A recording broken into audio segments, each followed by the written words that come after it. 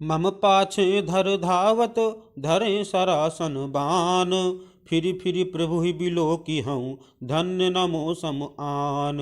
अर्थात धनुष बाण धारण किए मेरे पीछे पीछे पृथ्वी पर पकड़ने के लिए दौड़ते हुए प्रभु को मैं फिर कर देखूंगा। मेरे समान धन्य दूसरा कोई नहीं है। तेहि बन निकट दशानन गयऊ तब मारीच कपट मृग भयऊ।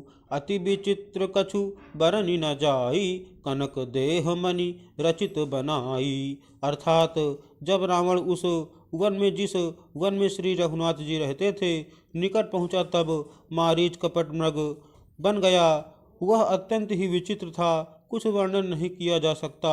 सोने का शरीर मड़ियों से जड़कर बनाया था। सीता परम रुचिर मृग देखा अंग अंग सुमनोहर बेसा। सुनहु देव रघुबीर कृपाला एहि मृग कर अति सुंदर छाला।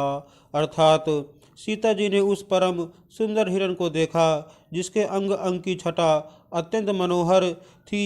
वे कहने लगी, हे देव, हे कृपालु रघुवीर, सुनिए इस मृग की छाल बहुत ही सुंदर है।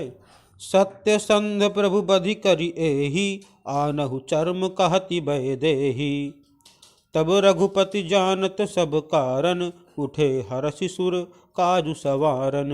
अर्थात जानकी जी ने कहा, हे सत्य प्रतिज्ञ प्रभु, इसको मारकर इसका चमड़ा ला दीजिए।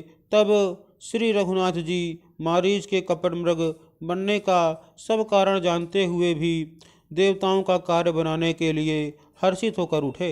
मृग बिलो की कटी परिकर बांधा कर तल चाप रुचिर सर सांधा। प्रभु लक्ष्मण ही कहा समुझाई फिरत विपिन निशिचर बहु भाई।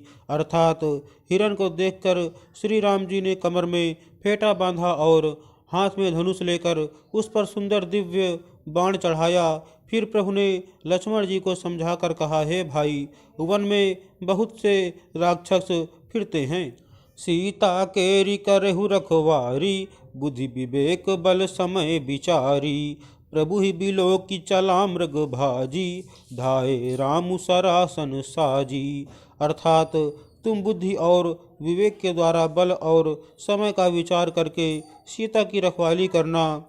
प्रभु को देखकर मृग भाग चला। श्री रामचंद्र जी भी धनुष चढ़ाकर उसके पीछे दौड़े।